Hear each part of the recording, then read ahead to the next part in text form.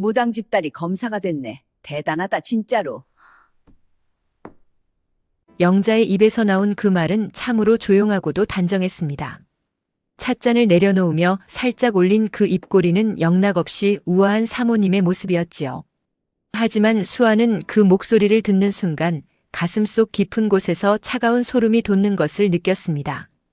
수아는 등을 곧게 펴고 영자의 눈을 똑바로 응시했습니다. 낯설지 않았습니다. 15년이라는 긴 세월이 흘렀고 눈앞의 여자는 그때보다 훨씬 화려해졌지만 그 오만한 눈빛과 특유의 입모양은 수아의 기억 속에 화인처럼 박힌 그 여자를 자꾸만 불러내고 있었습니다. 정말 그 여자인가?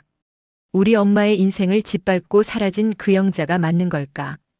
수아는 오늘 이 자리에 사랑하는 지훈의 어머니를 만나러 온 것이었습니다. 마음 한구석을 찌르는 이 지독한 의심의 실체를 확인하기 위해 수아는 인생에서 가장 위험한 도박을 시작하려 합니다. 서울 청담동의 고요한 한정식집 운양. 간판도 없는 좁은 문을 지나 안으로 들어서면 적막함이 감도는 이곳은 영자가 평소 얼마나 품위와 격식을 따지는 사람인지 단번에 보여주는 듯 했습니다. 수아는 아이보리색 원피스를 차려입고 지훈의 곁에 섰지만 마음은 온통 맞은편에 앉은 영자의 얼굴에 고정되어 있었습니다. 영자는 연회색 한복을 우아하게 차려입고 수아를 맞이했습니다. 따뜻한 척 미소를 지으며 수아를 살폈지만 수아는 그 눈길이 마치 물건의 값을 매기듯 차갑다는 것을 느꼈습니다. 지훈이 어색하게 수아를 소개하자 영자는 이야기 많이 들었어요 라며 고개를 끄덕였습니다. 하지만 대화가 이어질수록 영자의 질문은 날카로운 가시가 되어 돌아왔습니다. 어머니는 무슨 일을 하시는 분이니? 예상했던 질문이었습니다. 수아는 찻잔을 내려놓으며 피하지 않고 대답했습니다. 신당을 하셨습니다. 무속인이셨어요. 방 안의 공기가 순식간에 얼어붙었습니다. 지훈은 테이블 아래서 수아의 손을 꼭 쥐었고 영자의 눈빛은 노골적인 멸시로 바뀌었습니다. 영자는 찻잔을 들어 차를 한 모금 마신 뒤 아주 천천히 한마디를 내뱉었습니다. 무당집 딸이 검사가 됐네. 대단하다 진짜로. 그 순간이었습니다. 그 말투, 그 억양 그리고 상대를 발 아래 두려는 그 고약한 습관까지 수아의 머릿속에 12살 여름날의 기억이 번개처럼 스쳤습니다. 수아는 떨리는 심장을 부여잡고 영자의 눈을 똑바로 쳐다보며 나직하게 입을 열었습니다. 그런데 어머님 한 가지만 여쭤봐도 될까요? 15년 전쯤 청량리 쪽 신당에 맡겨두신 돈이 있으셨나요? 5억 정도 말입니다. 그 소리가 들리는 순간 영자의 손에 들려있던 찻잔이 찰나의 순간 미세하게 흔들렸습니다. 찻잔 속에 물결이 요동쳤고 소리도 없이 테이블 위에 내려앉았습니다. 영자의 얼굴에 서린 그 정성스러운 미소가 아주 짧은 순간 무너져 내렸습니다. 하지만 영자는 보통 내기가 아니었습니다. 그녀는 곧바로 호흡을 가다듬더니 아무것도 모른다는 듯 눈을 가늘게 뜨며 태연하게 대꾸했습니다. 그게 무슨 뜬금없는 소리니? 신당이니 5억이니. 내가 모르는 이야기를 하는구나. 역시 무당 딸이라 그런지 상상력이 아주 풍부해. 영자는 비웃음을 섞어 상황을 넘기려 했지만 수아는 보았습니다. 자신의 질문이 영자의 급소를 정확히 찔렀음을. 태연한 척 대답하는 영자의 손끝이 여전히 가늘게 떨리고 있다는 것을 말입니다. 수아는 확신했습니다. 이 여자가 바로 그 여자라는 것을. 하지만 증거가 필요했습니다. 심증만으로는 무너뜨릴 수 없는 저 거대한 성벽을 허물기 위해 수아는 지훈의 집으로 향해야만 했습니다. 그리고 그곳에서 보게 된 한 장의 사진은 수아의 의심을 잔인한 확신으로 바꾸어 놓았습니다. 수아의 나이 12살이 되던 해였습니다. 그해 여름은 유난히도 길었고 신당 처마 밑으로는 매미 소리가 비명처럼 쏟아지던 계절이었지요. 청량리 좁은 골목 안쪽 붉은 천을 두른 작은 신당은 수아에게 집이자 세상의 전부였습니다. 그곳에서 수아의 어머니는 매일 아침 향을 피우며 저마다의 아픈 사연을 품고 찾아오는 사람들의 이야기를 묵묵히 들어주곤 했습니다. 수아의 어머니는 참으로 인자한 분이었습니다. 배고픈 이에겐 밥상을 내주고 형편이 어려운 이에겐 복채도 받지 않았습니다. 어린 수아는 그런 어머니가 때로 원망스러워 투정을 부리기도 했지만 어머니는 그저 웃으며 말씀하셨습니다. 남에게 베푼 것은 언젠가 반드시 돌아오는 법이라고요. 수아는 그 따스한 약속을 오랫동안 믿었습니다. 영자가 그곳을 처음 찾아온 건 무더위가 기승을 부리던 7월 초였습니다. 단정한 정장에 명품 가방을 든 그녀는 낡은 골목과는 전혀 어울리지 않는 차림이었습니다. 표정은 조심스러웠지만 무언가를 계산하는 듯한 차가운 눈빛이 번뜩였지요. 하지만 어머니는 그런 영자를 아무 의심 없이 반갑게 맞아들였습니다. 둘의 대화는 짧았습니다. 영자는 낮은 목소리로 간곡한 부탁을 꺼냈습니다. 남편 몰래 며칠만 보관해달라며 건넨 돈, 그것은 무려 5억이라는 거금이었습니다.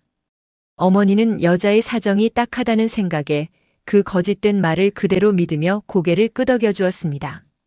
그것이 비극의 시작이었습니다.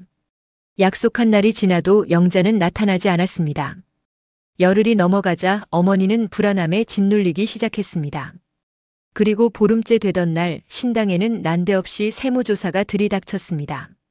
어머니는 떨리는 목소리로 그저 맡아둔 돈일 뿐이라며 울부짖었지만 차가운 조사관들에게 그 외침은 기록되지 않는 소음일 뿐이었습니다. 영자는 끝내 나타나지 않았습니다. 자신이 돈을 맡겼다는 사실을 증명할 계약서 한 장 없었기에 어머니는 꼼짝없이 범죄자로 몰렸습니다.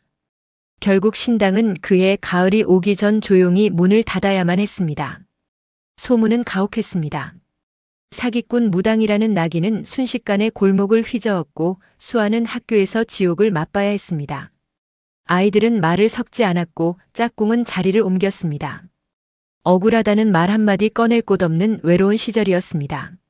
무엇보다 견디기 힘들었던 건 밤마다 어두운 부엌에서 들려오던 어머니의 흐느낌이었습니다. 어머니는 수아가 잠든 줄 알고 홀로 숨죽여 울었고 수아는 그 소리를 들으며 자는 척 이불을 뒤집어 썼습니다. 어머니를 안아들이는 순간 함께 무너질 것만 같아 어린 수아는 그저 어둠 속에서 눈물을 삼킬 뿐이었습니다. 영자가 다시 모습을 드러낸 건 신당이 문을 닫고 2달이 흐른 뒤였습니다.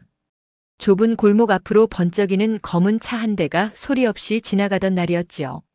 차는 멈추지 않았습니다. 그저 차창 너머로 영자가 신당 쪽을 차갑게 훑어보고는 그대로 지나쳐버렸습니다. 골목 끝에 서서 그 뒷모습을 바라보던 수아는 차창 너머 스친 그 오만한 눈빛을 가슴에 화인처럼 새겼습니다. 그 지독한 기억이 오늘 수아를 검사로 만들 수 있었던 것입니다. 하지만 그 여자의 아들인 지훈을 이토록 깊이 사랑하게 될 줄은 수아 역시 꿈에도 몰랐습니다. 지훈을 처음 만난 건 사법연수원 시절이었습니다. 같은 기수이자 같은 조였던 두 사람은 첫 번째 모의 재판에서 운명처럼 반대편 자리에 앉게 되었습니다. 지훈은 매서운 검사였고 수아는 피고인을 대변하는 변호인이었지요. 수아는 그날 법정의 팽팽한 긴장감 속에서 지훈이 어떤 사람인지 단번에 알아챘습니다. 지훈은 단순히 서류를 외우는 사람이 아니었습니다. 사건의 흐름을 읽고 무엇보다 피해자의 입장에서 생각할 줄 아는 사람이었지요. 재판이 끝난 뒤 지훈은 수아에게 먼저 다가와 말을 걸었습니다. 오늘 변호인의 논리가 참 날카로웠다고 다정하게 묻던 그의 목소리를 수아는 기억합니다. 수아는 직감했습니다. 이 사람은 단순한 경쟁자가 아니라 어쩌면 평생의 동료가 될지도 모르겠다고 말이지요. 두 사람은 서서히 가까워졌습니다. 연수원 도서관에서 밤늦도록 판례를 뒤적였고 자판기 커피 한 잔을 나누며 수많은 사건 이야기를 나눴습니다. 지훈은 경청할 줄 아는 사람이었습니다. 수아가 억울한 판결에 분노하면 자신의 일처럼 함께 화를 내주었고 피해자들이 외면당하는 현실을 이야기할 땐 깊은 침묵으로 공감해 주었습니다. 같은 가치를 소중히 여기고 같은 부정의에 함께 분노할 수 있는 사람. 수아에게 지훈은 그런 사람이었습니다. 연수원을 마치고 둘 다 검사로 임용되었습니다. 발령지는 달랐지만 마음의 거리는 멀어지지 않았습니다. 밤늦게까지 사건 고민을 나누다 새벽을 맞이하기도 했고 지방 출장길에 우연히 만나 몇 시간씩 대화를 이어가기도 했습니다. 수아는 그 시간이 참 좋았습니다. 지훈의 앞에서는 굳이 자신을 설명하거나 근사하게 포장할 필요가 없었으니까요. 사랑을 깨달은 건 한참 뒤의 일이었습니다. 지훈으로부터 사흘간 연락이 없던 어느 날, 수아는 밥을 먹다 문득 지훈은 지금 무엇을 먹고 있을까 궁금해졌습니다. 스스로도 참 이상하다는 생각이 들었지만 생각이 멈추지 않았지요. 결국 수아가 먼저 문자를 보냈고 지훈은 기다렸다는 듯 전화를 걸어왔습니다. 수아는 전화를 받으며 환하게 웃고 있는 자신의 얼굴을 나중에야 알게 되었습니다. 지훈은 정의감이 유난히 강했습니다. 그는 사건을 숫자로 보지 않고 기록 너머에 숨은 사람을 보려 애썼습니다. 죄 없는 사람이 억울하게 엮이는 걸 누구보다 견디지 못했고 힘 있는 자들이 약한 자를 누르는 구조에 단호하게 반응했습니다. 선임 검사의 부당한 지시를 정면으로 거부하던 지훈의 모습은 수아에게 큰 울림을 주었습니다. 그날 저녁 지훈은 그냥 목소리가 듣고 싶었다며 전화를 걸어왔습니다. 수아는 아무것도 묻지 않았지만 이 사람을 결코 잃고 싶지 않다는 마음이 선명해졌습니다. 그러던 어느 날 수아는 지훈에게 아버지에 대해 물었습니다. 가벼운 질문이었지만 지훈은 한동안 말이 없었습니다. 평소와는 다른 아주 깊고 서글픈 침묵이었습니다. 좋은 분이었어요. 그냥 많이 지쳐 계셨어요. 그것이 전부였습니다. 지훈의 눈빛이 더 이상의 질문을 거부하고 있었기에 수아는 더 묻지 않았습니다. 하지만 아버지 이야기가 나올 때마다 스치던 그 미묘한 슬픔과 미안함은 수아의 마음속에 오래도록 남았습니다. 교제를 시작하고 몇 달 뒤 지훈이 수아를 집으로 초대했습니다. 따뜻한 밥 한 끼를 같이 해먹자며 수줍게 제안했지요. 수아는 설레는 마음으로 지훈의 집을 찾았습니다. 집안은 주인만큼이나 단정했고 창가에 작은 화분이 온기를 더하고 있었습니다. 두 사람은 함께 저녁을 준비하며 좁은 부엌에서 어깨를 부딪히기도 하고 사소한 농담에 웃음을 터뜨리기도 했습니다. 어떤 계산도 없이 그저 함께 있는 것만으로 충분히 행복한 시간이었습니다. 식사를 마치고 차를 나누던 중 지훈이 자리에서 일어났습니다. 장롱 위에서 낡은 앨범 하나를 꺼내오더니 자신의 어린 시절을 보여주겠다며 수아 옆에 앉았습니다. 지훈은 아이처럼 해맑게 웃고 있었습니다. 수아는 아무런 예감 없이 그 앨범을 받아들었습니다. 그리고 조심스럽게 첫 페이지를 넘겼습니다. 지훈이 장롱 깊숙한 곳에서 꺼내온 앨범은 오랜 세월의 흔적을 그대로 머금고 있었습니다. 빛바랜 표지는 모서리가 달아 있었고 셀로판 커버 안에는 켜켜이 쌓인 시간들이 사진이 되어 빼곡하게 끼워져 있었지요. 그것은 지훈이 홀로 통과해온 어린 날들의 소중한 기록이었습니다. 유치원 졸업식 날의 앳된 모습부터 푸른 바닷가에서 천진하게 웃고 있는 여름날의 사진까지. 수아는 한 장 한 장 페이지를 넘기며 조용히 미소 지었습니다. 이 사람에게도 이런 보석 같은 시절이 있었구나 하는 생각에 가슴 한구석이 뭉클해지는 기분이었습니다. 지훈은 수아의 곁에 나란히 앉아 사진마다 얽힌 사연들을 나지막이 들려주었습니다. 이 사진은 어디서 찍은 것이고 저 사진은 몇 살 때의 모습인지 설명하는 그의 목소리는 참으로 편안하고 다정했습니다. 수아는 그 모습이 참 좋았습니다. 법정에서 날카로운 논리를 펼치던 검사가 아니라 누군가의 소중한 아들이었던 지훈의 시간을 자신에게 공유해주고 있다는 사실이 수아의 마음을 따뜻하게 적셨습니다. 그렇게 설레는 마음으로 다시 한 페이지를 넘겼을 때였습니다. 그곳에는 한 장의 가족 사진이 놓여 있었습니다. 식당 어딘가에서 찍은 듯한 사진 속에는 중학생 지훈이 인자한 인상의 아버지와 나란히 앉아 있었습니다. 그리고 그 반대편에는 단정하게 차려입은 한 여자가 앉아 있었지요. 수아는 그 얼굴을 마주한 순간 페이지를 넘기던 손가락이 그대로 굳어버렸습니다. 그 여자는 영자였습니다. 심장이 한 박자 느리게 뛰는 것 같았습니다. 수아는 자신의 눈을 의심하며 아무런 표정도 짓지 못한 채 사진을 뚫어지게 바라봤습니다. 틀리지 않았습니다. 단정한 이목구비와 입꼬리를 살짝 올린 특유의 미소, 그리고 카메라를 향해 고개를 약간 기울이는 그 미세한 습관까지. 조금 전 상견례 자리에서 마주했던 그 우아한 사모님은 15년 전 신당 앞 골목을 차갑게 지나쳐버렸던 바로 그 영자가 확실했습니다. 이분이 어머님이에요. 수아는 목소리를 최대한 평평하게 유지하며 물었습니다. 지훈은 사진을 지그시 바라보더니 중학교 2학년 때 찍은 것이라며 고개를 끄덕였습니다. 영자는 이미 20년 전부터 이 가족의 일원으로 자리 잡고 있었던 것입니다. 그날 밤 수아는 집으로 돌아와 불도 켜지 않은 채 거실 소파에 오래도록 앉아 있었습니다. 어둠 속에서 수아의 머릿속에는 여러 가지 생각들이 거친 파도처럼 밀려왔습니다. 지훈과 함께한 소중한 시간들 사이로 12살 어린 날의 아픈 기억들이 날카로운 파편처럼 파고들었습니다. 참으로 지독한 운명이었습니다. 지훈은 아무것도 모르고 있었습니다. 영자가 수아의 어머니에게 어떤 상처를 주었는지, 그 평온하던 신당이 어떻게 무너져 내렸는지 말입니다. 그 사진 속에 영자가 있다는 사실이 수아에게 어떤 의미인지도 모른 채 지훈은 오늘 밤 수아에게 가장 소중한 조각들을 나누어 주었습니다. 수아는 그 사실이 견딜 수 없이 아프고 괴로웠습니다. 다음 날 아침 수아는 평소보다 일찍 출근해 공적 기록들을 뒤지기 시작했습니다. 영자의 이름, 나이, 그리고 주소 이력. 지훈의 아버지와 혼인신고를 한 날짜까지 하나씩 퍼즐을 맞추어 나갔습니다. 그러다 한 가지 사실 앞에서 수아의 손길이 멈췄습니다. 혼인신고를 한 날짜는 지훈이 중학교 2학년이 되던 해의 봄이었습니다. 앨범 속 가족 사진의 시점과 일치했지요. 그 말은 곧 영자가 처음부터 이 집안 사람이 아니었다는 뜻이었습니다. 수아는 떨리는 마음으로 파일을 더 깊이 들여다봤습니다. 이내 지훈의 친어머니에 대한 기록이 나타났습니다. 사망 신고가 접수된 날짜는 지훈이 초등학교 6학년이 되던 해였습니다. 지훈의 친어머니는 이미 오래전에 세상을 떠난 분이었습니다. 수아는 잠시 숨을 멈추고 화면을 바라봤습니다. 영자는 지훈의 친어머니가 아니었습니다.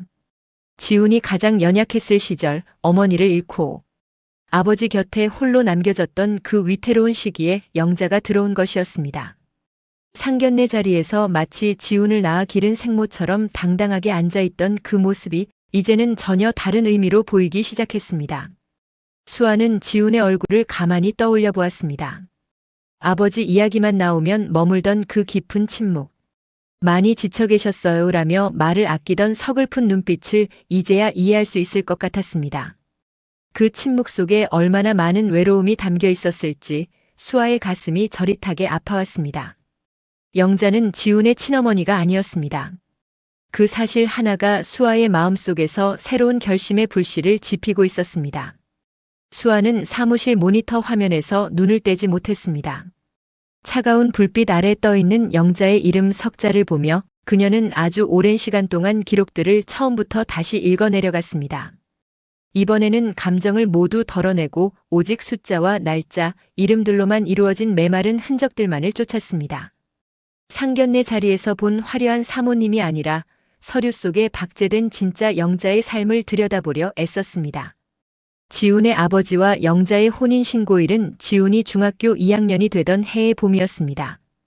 지훈의 친어머니가 세상을 떠난 지 채 2년도 되지 않은 시점이었지요. 수아는 그 날짜 위에서 잠시 손길을 멈췄습니다. 아내를 잃은 남편의 슬픔과 어머니를 잃은 아이의 상처가 채 아물기도 전인 그 시기에 영자는 마치 준비라도 한 듯 그 집안에 발을 들였던 것입니다. 한 가정을 차지하기에 지나치게 서둘렀다는 의구심을 지울 수가 없었습니다. 지훈의 아버지와 영자의 나이 차이는 12살이었습니다. 사실 나이 차이 자체가 이상한 일은 아니었지만 수아가 주목한 것은 두 사람이 처음 만난 시점이었습니다. 혼인신고를 하기 반년 전부터 영자의 이름이 지훈, 아버지의 사업체 등기부등본에 이미 등장하고 있었던 것입니다. 그것은 두 사람이 단순히 남녀로 만난 것이 아니라 사업적인 관계로 시작되었음을 의미했습니다. 수아는 그 시점을 중심으로 지훈 아버지의 사업 기록을 샅샅이 찾아보았습니다. 한때 건실했던 건설업체는 영자가 등장할 즈음부터 이상하게 변해가고 있었습니다. 부동산 담보대출이 갑자기 늘어났고 사업체의 지분 구조가 복잡하게 얽혔으며 오랫동안 유지해온 계약들이 하나둘 정리되기 시작했습니다. 사업이 눈에 띄게 기울기 시작하던 그 위태로운 시점과 영자가 나타난 시점이 기막히게 일치하고 있었지요. 수아는 영자의 과거 기록을 더 깊이 파헤쳤습니다. 지훈의 아버지와 혼인하기 전 영자에게는 또 다른 혼인 기록이 있었습니다. 수아는 그 전 남편의 이름을 조용히 메모하고 이혼 신고일을 확인했습니다. 지훈의 아버지와 혼인 신고를 하기 불과 2달 전이었습니다. 전 남편과의 이혼이 서류상으로 정리되자마자 기다렸다는 듯 다음 혼인 신고가 이어진 것입니다. 영자의 전 남편 명의로 된 기록들은 더욱 충격적이었습니다. 이혼 당시 전 남편 명의로 잡혀있던 채무 규모는 상상을 초월하는 수준이었지요. 영자는 빚더미에 올라앉은 결혼 생활에서 탈출하자마자 탄탄한 재력가였던 지훈의 아버지에게 곧장 건너간 셈이었습니다. 그 흐름이 너무나도 매끄럽고 치밀했습니다. 그런데 참으로 이상한 점이 하나 더 있었습니다. 전 남편의 기록을 추적해 보았지만 어디에도 사망신고 기록이 존재하지 않았습니다. 이혼 후 주소지가 한 번 바뀌었을 뿐 그 이후로는 공식적인 기록이 신기루처럼 사라져버린 것입니다. 건강보험 기록도 끊겼고 소득 신고도 전혀 없었습니다. 살아있다면 어딘가에 흔적이 남아야 했지만 기록은 어느 한 시점에서 고요하게 멈춰 있었습니다. 수아는 전 남편 명의로 되어 있던 그 막대한 채무 중 일부가 기이한 경로로 정리된 것을 확인했습니다. 누군가 대신 갚아준 것인지 아니면 어떤 거래가 있었던 것인지 출처가 불분명했지요. 위장 이혼의 가능성이 수아의 머릿속을 스쳐 지나갔습니다. 채무를 피하기 위해 서류상으로만 남남이 되고 실제로는 관계를 유지하며 지훈 아버지의 돈을 빼돌리고 있을지도 모를 일이었습니다. 실제로 재혼 이후 지훈 아버지의 개인 자산은 조금씩 영자의 쪽으로 옮겨가고 있었습니다. 겉으로 보기엔 건강이 나빠진 남편을 대신해 자산을 정리하는 듯 했지만 알짜배기 부동산 일부는 혼인 후 불과 몇 년 사이에 영자의 명의로 완전히 넘어가 있었습니다. 그것이 진심 어린 증여였는지 아니면 교묘한 가로채기였는지는 기록만으로는 알 수 없었지요. 수아는 모니터 화면에서 천천히 눈을 떼었습니다. 창밖은 이미 칠흑 같은 어둠에 잠겨 있었고 넓은 사무실 안에는 오직 수아 혼자만이 남아 있었습니다. 자료들을 펼쳐놓고 너무 오랜 시간 앉아 있었던 탓에 목은 뻣뻣하게 굳었고 손끝은 얼음장처럼 차가웠습니다. 하지만 수아는 멈출 수 없었습니다. 지금까지 확인한 것들을 하나의 선으로 이어놓자 그 흐름은 너무나도 선명한 목적지를 향하고 있었기 때문입니다. 그리고 수아는 다시 영자의 전 남편 이름으로 돌아왔습니다. 사망 신고 기록이 없다는 것은 단 한 가지 진실만을 의미하고 있었습니다. 그 남자는 결코 죽지 않았습니다. 영자는 여전히 그와 연결되어 지훈 아버지의 재산을 갉아먹고 있었던 것입니다. 지훈의 아버지, 그의 성함은 이태원이었습니다. 수아는 기록 속에서 그 이름을 마주했을 때 지훈이 아버지 이야기를 꺼내며 짓던 그 서글픈 표정이 다시금 가슴을 스쳤습니다. 좋은 분이었지만 많이 지쳐 계셨어요. 지훈이 차마 다 내뱉지 못하고 삼켰던 그 짧은 한마디의 무게를 수아는 무거운 마음으로 파일을 넘기며 하나씩 확인해 나갔습니다. 기록에 따르면 이태원 씨는 5년 전 세상을 떠났습니다. 공식적인 사인은 심장마비였지요. 평소 지병이 있었고 꾸준히 약을 복용 중이었다는 의학적 소견이 있었기에 서류상으로는 그저 세월 속에 찾아온 자연스러운 죽음처럼 보였습니다. 하지만 수아는 그 평범한 기록 너머를 보려 애썼습니다. 손가락 끝을 바삐 움직이며 더 깊은 자료들을 찾아나갔지요. 이윽고 나타난 보험 기록은 충격적이었습니다. 이태원 씨 명의의 생명보험은 2건이었는데 첫 번째는 지훈이 태어나던 해에 가입된 오래된 보험이었습니다. 원래 수익자는 지훈이었지만 아버지가 사망하기 고작 2달 전 수익자는 영자의 이름으로 변경되어 있었습니다. 그것은 아버지가 아들에게 남기려 했던 마지막 사랑의 증표마저 영자가 가로챘음을 의미했습니다. 더욱 수상한 것은 두 번째 보험이었습니다. 가입 시점이 그가 사망하기 불과 8개월 전이었고 수익자는 처음부터 영자로 설정되어 있었지요. 사망 8개월 전에 새로운 보험에 들고 죽음을 2달 앞둔 시점에 모든 보험의 수익자를 영자로 바꾼다니. 마치 자신이 언제 세상을 떠날지 정확히 알고 있었던 것 같은 기묘한 시점이었습니다. 수아는 당시의 119 응급신고 기록도 다시 뒤졌습니다. 환자가 쓰러진 것으로 추정되는 시각과 신고 접수 시각 사이에 기묘한 간격이 있었던 것입니다. 누군가 곁에 있었다면 결코 지체되어서는 안 될 긴 시간이었지만 기록은 그 공백에 대해 침묵하고 있었습니다. 또한 현장에 도착했을 때 이태원 씨는 이미 의식이 없는 상태였고 곁을 지키는 사람은 아무도 없었다고 구급대원은 보고서에 적어두었습니다. 신고를 한 사람이 환자를 내버려 둔 채 현장을 떠났거나 혹은 처음부터 현장에 없었으면서 신고만 했다는 뜻이었습니다. 사망 전날의 행적도 심상치 않았습니다. 이태원 씨가 세상을 떠나기 불과 하루 전 그는 어느 변호사 사무실을 방문했었습니다. 그날 이후 그의 부동산 일부에 대한 서류 처리가 급박하게 시작되었고 그 모든 권리는 영자에게 유리한 방향으로 흐르고 있었습니다. 재산 정리의 종착역은 오직 영자뿐이었고 아들 지훈에게 남겨진 것은 초라하기 그지없었지요. 수아는 지훈이 이 비정한 사실들을 어디까지 알고 있는지 궁금했습니다. 만약 알고 있다면 그는 왜 이 아픈 진실을 가슴에 묻어두고 혼자 견뎌왔던 것일까요? 보험 가입의 시점, 갑작스러운 수익자 변경, 119 신고의 간격까지 하나씩 떼어놓고 보면 우연이라 할 수 있겠지만 이 모든 조각을 맞추어 보니 오직 한 사람만을 향한 거대한 설계도처럼 보였습니다. 의문은 산처럼 쌓였지만 명확한 대답은 없었습니다. 수아는 파일을 덮고 창밖을 내다보았습니다. 도시의 불빛은 차갑게 흩어져 있었고 문득 지훈의 얼굴이 떠올랐습니다. 이 잔인한 사실을 마주하게 될 때 지훈은 어떤 표정을 지을까요? 수아는 그 질문을 오래도록 놓지 못한 채 어둠 속에 앉아 있었습니다. 아버지가 홀로 숨을 몰아쉬며 쓰러지던 그날 영자는 병원이 아니라 전혀 다른 곳에 머물고 있었습니다. 그리고 수아는 이제 그곳이 어디인지 영자가 누구와 함께 있었는지 밝혀내야만 했습니다. 수아는 지훈에게 할 말이 있다며 짧은 문자를 보냈습니다. 사무실 근처 조용한 카페에서 마주 앉은 지훈의 얼굴은 여느 때처럼 평온했지만 수아의 마음은 무거웠습니다. 이 대화가 두 사람의 관계를 영영 바꿔놓을 수도 있었기 때문입니다. 수아는 숨을 고르고 12살 그해 여름의 이야기를 시작했습니다. 신당 문을 열고 들어오던 영자의 모습과 어머니의 인생을 무너뜨린 5억에 대한 진실을요. 15년을 품어온 이야기를 털어놓는 수아의 목소리가 미세하게 떨렸습니다. 지훈은 아무런 방해 없이 그 이야기를 끝까지 경청했습니다. 저도 그 여자를 단 한 번도 진심으로 어머니라 부르지 못했습니다. 낮게 깔린 지훈의 대답이 수아의 가슴을 울렸습니다. 지훈 역시 어린 시절부터 영자를 향한 깊은 의구심을 품고 살았던 것입니다. 수아는 준비해온 서류 뭉치를 꺼냈습니다. 영자의 전 남편 기록, 석연치 않은 보험 수익자 변경, 그리고 죽었다던 전 남편이 여전히 살아있음을 증명하는 자료들이었습니다. 지훈은 자료를 하나씩 넘기며 입술을 깨물었습니다.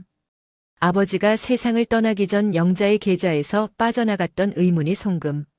내역들이 이제야 비참한 진실로 변해 드러나고 있었습니다.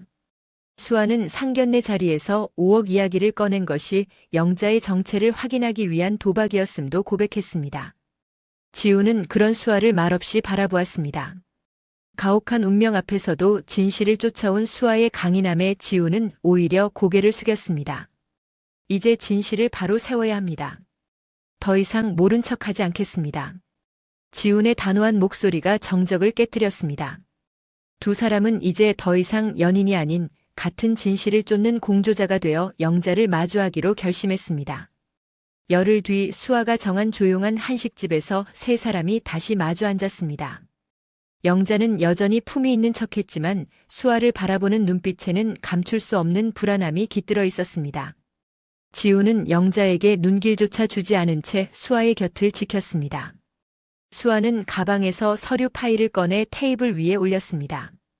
영자의 전 남편이 가졌던 막대한 채무 기록, 그리고 아버지가 돌아가시기 직전 모든 수익자가 영자로 바뀐 보험 서류가 차례로 펼쳐졌습니다. 영자의 손끝이 미세하게 떨리기 시작했습니다. 어머님, 저희가 원하는 건 돈이 아닙니다. 억울하게 무너졌던 우리 엄마의 이름을 돌려받으러 왔습니다. 수아는 마지막으로 CCTV 사진을 내려놓았습니다. 죽었다던 전 남편이 영자의 주변을 맴돌며 돈을 받아 챙기던 결정적인 증거였습니다. 영자의 얼굴은 순식간에 흑빛으로 변했습니다. 15년 전 오만하게 골목을 지나치던 그 사모님의 위선이 한순간에 무너져 내리는 순간이었습니다. 아버지의 마지막이 어떠셨는지 다 기억합니다. 저는 이제 당신의 아들로만 살지 않겠습니다. 지훈의 차가운 선언에 영자는 끝내 입을 열지 못했습니다. 욕망 위에 쌓아 올린 거짓의 성이 완전히 붕괴된 것이지요. 수아는 서류를 챙겨 지훈과 함께 방을 나섰습니다. 등 뒤로 영자의 허망한 침묵만이 남았습니다. 며칠 뒤 멈춰있던 진실을 밝힐 재조사가 시작되었습니다. 수아는 사무실 창가에 서서 쏟아지는 햇살을 맞았습니다. 15년 전 골목 끝에서 울던 12살 소녀가 이제야 웃는 듯 했습니다. 수아는 마음속으로 나지막이 읊조렸습니다. 엄마, 이제 정말 다 끝났어. 이제 우리 안 울어도 돼. 지금까지 시청해주셔서 감사합니다. 구독과 좋아요 눌러주세요. 다음 영상 만드는데 큰 힘이 됩니다.